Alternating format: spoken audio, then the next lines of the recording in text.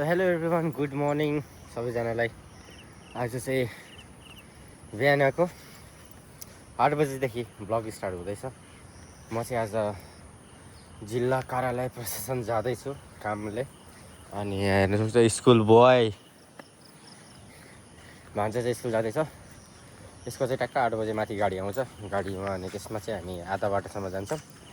त्यसपछि हाम्रो फेरि अर्कै गाडी चेन्ज हुन्छ।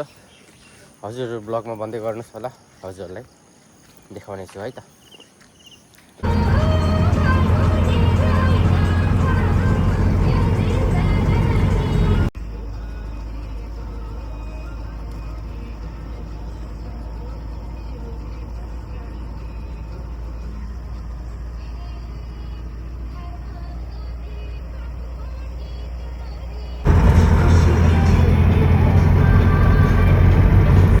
फाइनली हामी चाहिँ घर आइपुगेँ। लगभग 1 घन्टा जति भएको आइरहेको चिया नास्ता गरेर भर्खर बसेको है।